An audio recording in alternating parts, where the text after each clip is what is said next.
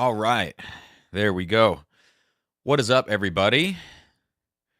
And welcome to the first taste along we've had in quite some time. So this is just like we were doing, I don't know, a month, 6 weeks ago. Tuesday taste alongs here on Drums and Drams. We're back at it, and we've got another taste along today. Let me get a little jazz going here. Okay, so we got the jazz playlist queued up, and I think everything else is good to go. So, as you saw on the thumbnail, the focus of today's taste along is going to be on this bottle right here, Woodford Reserve. Okay, so this is what we are going to be tasting today. If you have a bottle of Woodford Reserve, I would encourage you to go grab your own bottle, have a pour, and sip along with me. We're going to be kind of doing some tasting notes on this. This is going to be for regular channel viewers who want to do a taste along like this. It's also going to be for beginning whiskey drinkers who might stumble across this on YouTube. Friends of mine on Facebook that I've posted this for. You know, kind of everybody in between. So the goal is a little bit of a community building thing.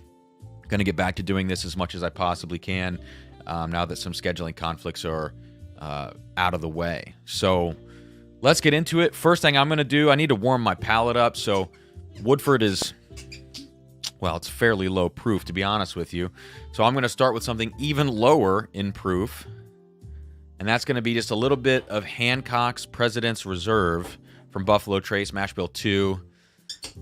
Kind of a weird whiskey, honestly. But this is going to be my warm-up pour. I'm going to say cheers to everybody right now. We got 6 in the house. Hopefully we can get a few more. So hit that like button if you are hanging out right now. I know I haven't done one of these in a while during this time slot, so, you know, probably not going to get the 100 people that we used to get on these taste-alongs. But anyways, for those of you watching, whether it's the replay or live, cheers. Have something to warm your palate up at 8:30 p.m. on a Tuesday.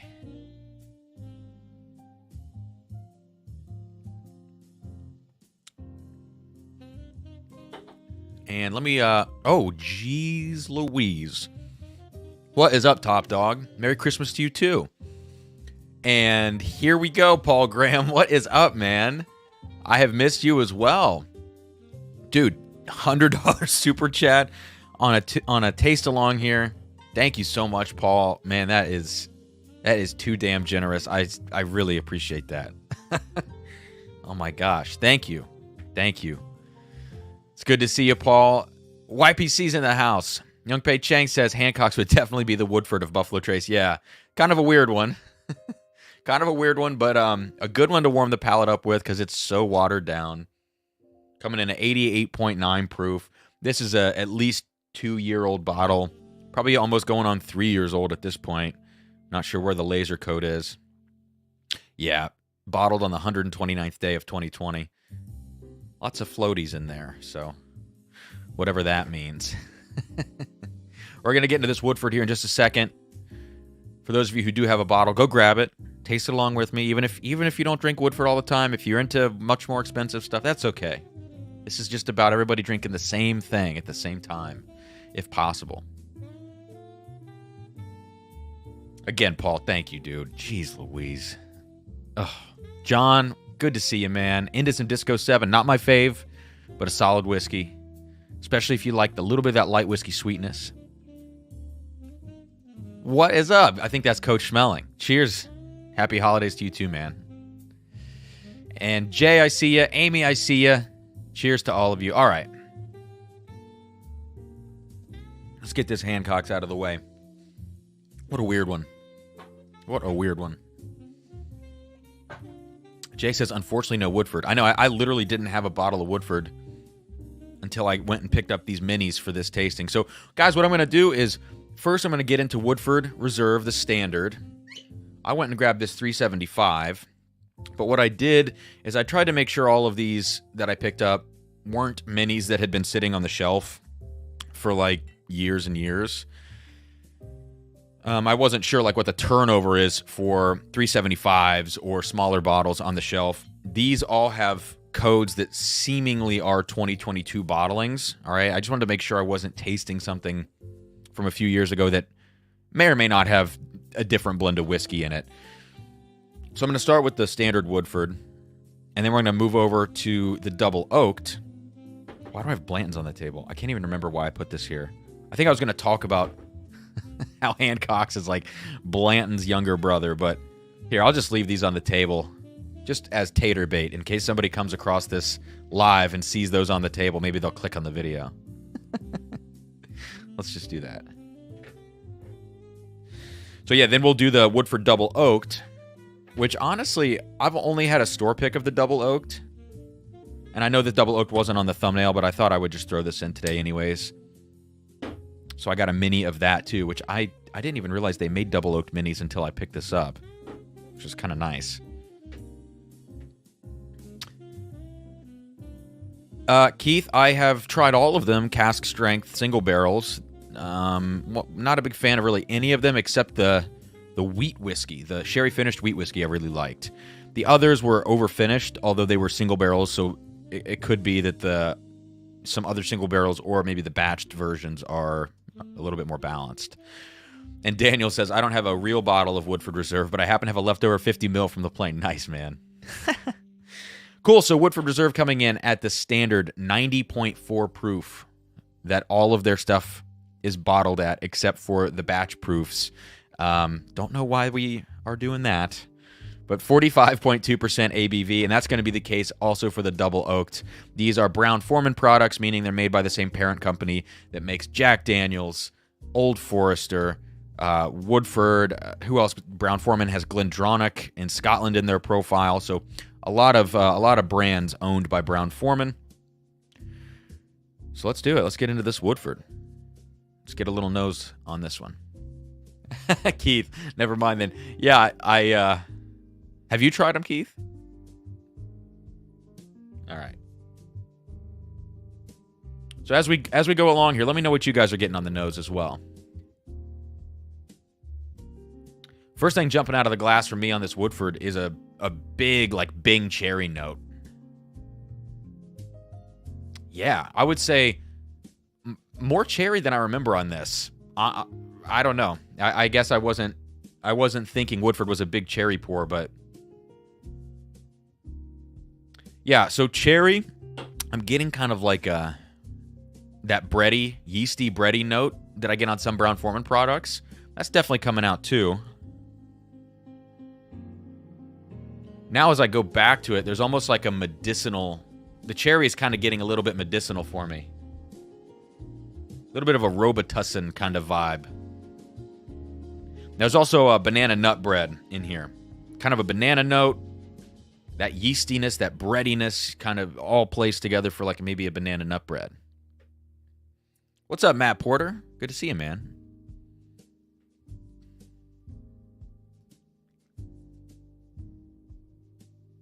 Yeah, and maybe just a little bit of like cheap, waxy Cadbury egg chocolate in this too. So kind of a strange pour, different than I remember this Woodford. But I have not had regular Woodford in my house, like drinking it regularly and sitting down with it and thinking about it for years. And you know, I'm typically a sucker for the batch proof, which I see Roy talking about here. Yeah, the batch proofs are phenomenal. The new one, the 118.4 proof, out of this world good. I'm drinking Remus 5. Great choice. Jake McKee, good to see you, man. All right. Let me know what you guys are getting on this Woodford if you are sipping along. If you're watching the replay, let me know in the comments of this video what you're getting on this Woodford Reserve. Cheers.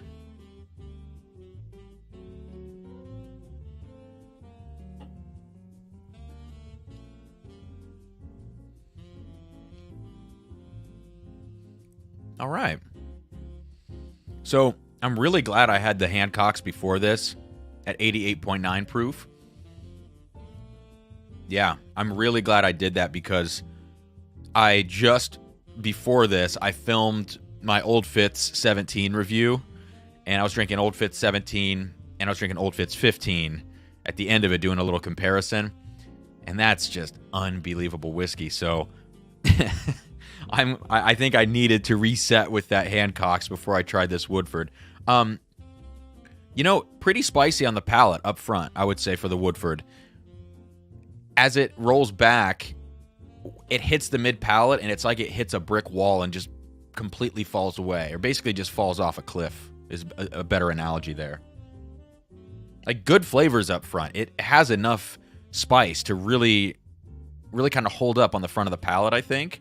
Especially if you're not, you know, you don't want to compare this next to really high price or high proof things.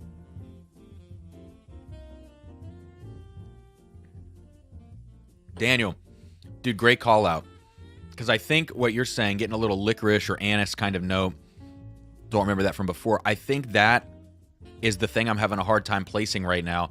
I said cherry, or Bing cherry, then I said Robitussin, because it was turning a little funky.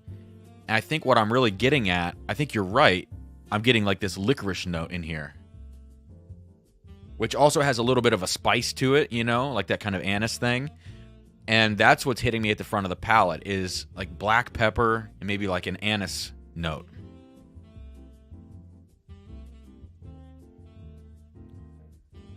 Yeah. Now, the thing about Woodford is I just took I think that was my third sip. And by now, the third sip, I'm not getting that rush of spice at the beginning of the palate. It was only my first sip, maybe my second. At this point, it's watery. You know, it's tasting like a really watered down whiskey, which is kind of how I remember it tasting. So a little surprising at the beginning of this, and now it's starting to fall into place, into what I'm used to, you know, recognizing. Matt Porter, ADHD Whiskey, says, December 30th, I get to teach this boy a lesson in love making. And by love making, I mean, I'll love making him look slightly above average. So, Matt, you're talking about the pre-show, I think, because actually December 30th, that evening, we're going to be going head-to-head on Matt's channel, or maybe it's on David and Kira's channel. Keep an eye out for it. It's going to be a very merry Matt Madness. I'm going to be taking on Matt. I've got the belt back here. There. It's like reverse. Got the belt here, so I'm putting the belt on the line. Not really. I'm keeping it even if I lose. I'm not going to lose. Up against Matt Porter, the creator of Matt Madness. It's going to be a lot of fun. But the pre-show is what he's talking about here. Then we're going to go actually compete. Wink, wink. Yeah, Roy, I think licorice is definitely a good call. Daniel nailed it. I absolutely despise like that anise note most of the time, and I'm not a licorice person at all, but I still have a hard time recognizing it in whiskey for some reason. Jerry Black, what's up, man? Cheers to you.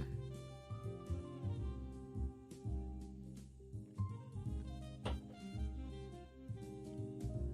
right, let's focus on the finish now of this Woodford.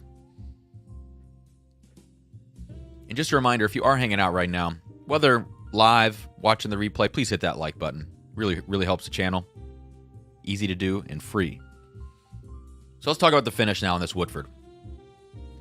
On the back end, a little tart, a little tangy with that cherry note. We're going to call it red licorice. I like that call out. Really peppery to me. Really black pepper, but also feels like kind of a watery caramel, you know? Still fruitier than I remember Woodford being. So that's, you know, it's interesting. Megan says, was gifted Woodford Rye, popped it tonight for the first time. You know, I've only had that one or two times. I think in a blind, Woodford Rye tripped me up. Yeah, I know they make, I think, 4 different kinds, right? Isn't it malt, wheat, rye, and then this standard? I don't know that I've actually done a side-by-side of all of those. I think I should maybe do that sometime. Yeah, Jay, the googly eyes, a bottle that I've had a while. Yeah, I got this summer of 2020, so it's still got the googly eyes on it. I got to get those back on the bottles. Yeah, so all in all, you know, I didn't expect Woodford to go in this kind of tangy, licorice direction. I thought it would be maybe a little more straight up caramels, you know, standard Kentucky bourbon profile. It's really leaning into those Brown-Forman notes, but in this tangy, licoricey way. I'm not the biggest fan, to be honest with you. I thought I would like this a little bit more in this tasting, but not digging it as much. So with that said, I'm going to let that sit. I'm going to get a little more in the glass because I'm going to do a little comparison now, and then we'll wrap this up. Do you guys know if the Junkies are live tonight? I figured they would be, but I don't know since it's close to the holidays. I was going to try to get off by 9, in time for the Junkies. Top Dog is late, stopping by for a minute to say Merry Christmas. Merry Christmas to you too, man. All right, so let's move over now. And if you have a bottle of Woodford Double Oaked, go grab that. Take 30 seconds, run to the shelf, the basement, the kitchen, wherever your closet, underneath the floorboards. Grab your Woodford Double Oaked. If it's a store pick, that's cool too. I had a store pick, but I wanted to actually pick up the shelf version and compare that, because who knows, maybe I have an off-profile store pick. Same thing, 90.4 proof, which is 45.2% ABV.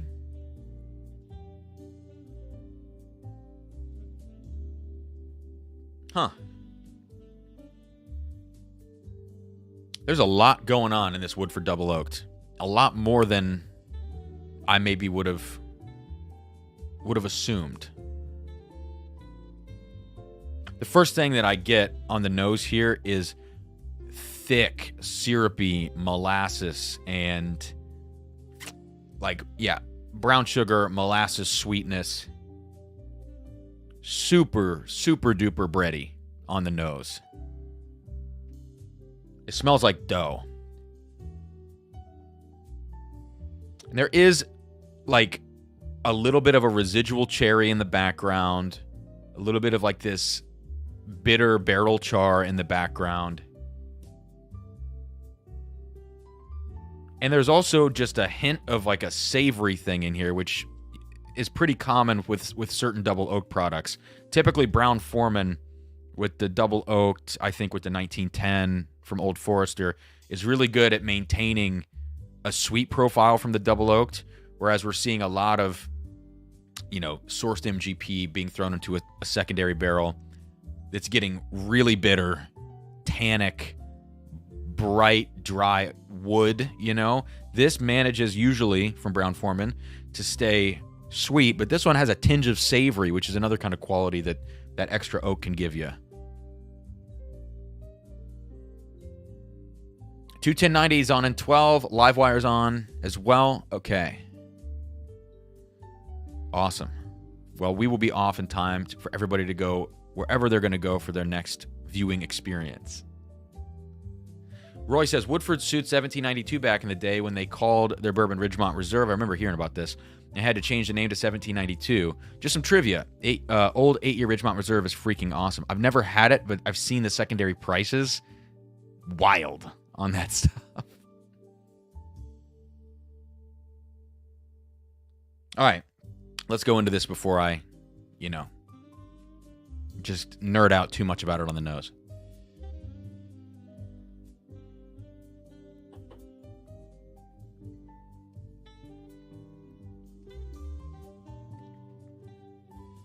Yeah. Really round on the palate. Very round and enveloping. There's a little pop up front, but right after that, it spreads out pretty nicely on the tongue. Yeah, and it's like, I mean, it is truly like eating or eating something with syrup on it, and the way that a syrupy, let's just say molasses for right now. The way that molasses would coat your mouth or maple syrup would coat your mouth, it's kind of got a little bit of that residual sweetness in here. I'm going to check out the chat here. John had a bottle of the Woodford Wheated. I think it's wheat, right? Not weeded. Is it wheat whiskey or wheated bourbon? Had a smoked ham note. Very unexpected. Yeah, that's Octomore level note there in Ardbeg. Smoked ham. Top Dog says Woodford Double Oak is great when blending. Yes, plenty of cocktails I've had at restaurants that they use double oak, and usually with very good results. All right, Chris says Woodford Double Oaked Woodford Reserve Double Oak WRDO is the ultimate bottle. Great to drink for beginners or more experienced. Great gift bottle for the price. That's very true. Works over ice, can be a mixer if it has to be. Yeah. Haven't had it over ice, but yes to everything else. Jay, I'm sorry, man. Yeah, I know. I'm at the point now where it's like I can't handle doing any more long breaks, or else I'll just shut the whole thing down, and I don't want to do that. And I'm not saying that to like, that's not a threatening thing to say or a scary thing to say. Like, I need a little more consistency in my life. So the channel is one of those things that, of all the things I do in my life, I have almost or quite possibly the most fun here. So no more breaks. It's wheat whiskey, says Daniel. Okay. Back to the double oaked. Yeah, I am getting, the more I'm sitting with this thing, I'm getting a smoky, savory note in here. And I've got smoked ham on the brain because of what John said. So I'm not going to call smoked ham yet, but there's something in here like barbecue. And you just got to imagine, like, putting whiskey into a second charred or toasted barrel, you're inevitably going to get some of those qualities, depending on how long you leave it in there, how intense the char/toast is, etc.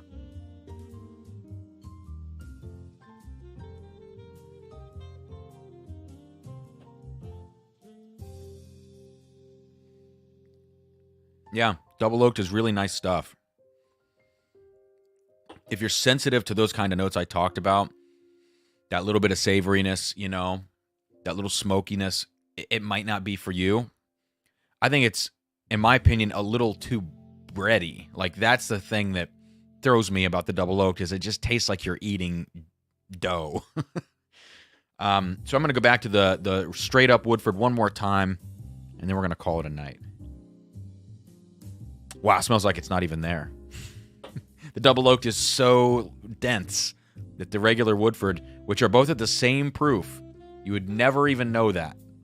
If you put these in a blind next to each other, I don't think anybody would guess that they're the same proof. I think you would go, let's say 90 on this, and you'd say this is around 100.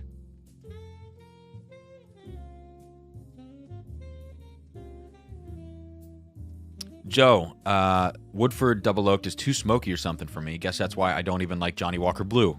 That makes sense. Different kinds of smoke there, but same concept, absolutely. Chris, you know, I don't know about the weekly news episodes. Like, I just know myself, and I know committing to anything weekly, just based on my schedule, is a little bit crazy for me. And then if I miss one, I get upset about it. So maybe not. And like right after I started the weekly dram, I think Trev started Booze News like shortly after, and I was like, all right, you know, someone else is doing this. I fell off from doing it. You know, it is what it is. There's plenty of that kind of content out there, I guess. I had a lot of fun doing that. It's just the consistency that's tough. So I liked the name The Weekly Dram. I guess I could rename it and make it not weekly, or if it's named weekly and it doesn't show up every week, I don't know. I don't know if that's okay or not. All right, one more sip of the regular Woodford.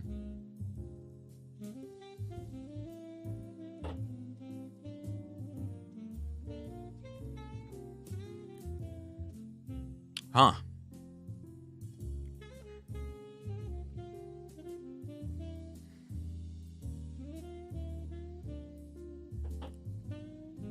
Well, I don't know. I thought that in a comparison side by side, that regular Woodford would feel significantly lower proof, if not decently. It had a lot of spice on the front end. Again, just like the first time I sipped it earlier when I said it was really spicy. So that's interesting. It just lacks that body. So more spice, less body than the double oaked. Yeah, but I'm still getting that licorice thing right now on the back end. That's just a little bit jarring for me. John says, I love the double oak picks. Big, broad, desserty flavors. Broad is a great way of describing that. I had one that was breakfasty butter bomb. Not the most complex whiskey, but very enjoyable. Yeah, butter is a good descriptor, I think, for these when you're talking about that breadiness. Yeah, Jay, that's a good idea. Some sort of like hot takes or something. Like Trev, when he called his booze news, it's not beholden to anything, any frequency or, consistency.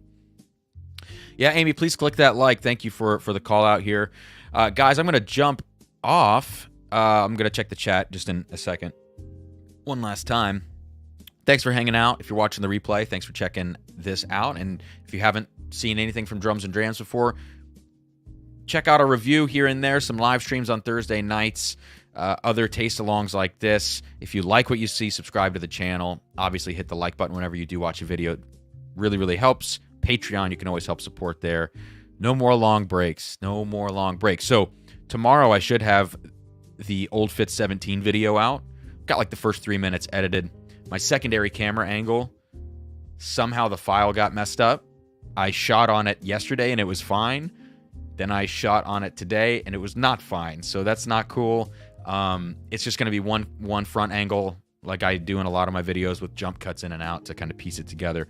But that's going to come out tomorrow. And then Thursday night, guys, we do have a live stream at 8 p.m. I got to figure it out. Definitely doing a blind flight that Sarah sent. Sarah's going to pour for me. Keep an eye out on the channel. Otherwise, probably not going to be posting Christmas Eve or Christmas, doing family stuff. But yeah, good, good tasting here. For value-wise, I think these are fine bottles. Maybe not my profile for a beginner whiskey. I still would err on the side of, like, I hate to say this, Buffalo Trace, Turkey 101, bottles like that. And if I'm going for a Brown-Forman product at this price point, or even a cheaper price point, I think I'm going to go towards Old Forester 100. And then if I have it in my area, I would definitely pick Cooper's Craft 100 over these products. Even the double oak from Woodford, I would go Cooper's Craft 100. That's, I think, where I'm at. So, ooh, the Dram report. I might just be taking that. Melissa, that is an excellent idea. And I'm going to write this down and write your name down so I am sure to credit you and your husband. The Dram report. I like that a lot. What do you guys think about that? Anybody else have any better ideas? The Weekly Dram, it's just, I love that name, but it's just too tied into a frequency aspect. Melissa Compton. Hubby. There we go.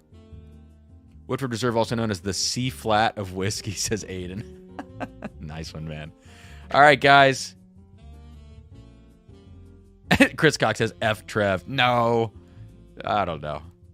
The timing was a bit curious. I'm just kidding. I can't get a text back from Trev, guys. I was trying to arrange a flight battle with the flight that Amy sent, and then I just ended up doing the flight by myself on last week's live stream at Amy's, with Amy's blessing. But I can't get a text back from him, so I'm gonna send an email to you and Trev and copy you both, because come on. Joe says my Sherwood comes on Friday. Looking forward to blinding it against the Sherbrooke. I just got a backup of the Sherwood when Sealbox re-upped, so that's the one that I chose to get a backup of. Even though I really like them all, and I really, really like the Sherbrooke, I think the Sherwood is my favorite. The Sherbrooke is a little bit sweeter, a little more vanilla, but I just like the rye component of that Sherwood more, the bright orange notes. Melissa Compton says, always here watching along, but can't chat on Apple TV. Gotcha. Thank you, Chris. Viking Bourbon, what's up? Dram Report, like it a lot. When you do the news, I will wear a suit. Absolutely top dog. Guys, I'm out of here. Thank you so much. I'm going to end with a pour of tonight's focal point, Woodford Reserve. Cheers. I'll see you Thursday. And tomorrow, check out the Old Fit 17 review.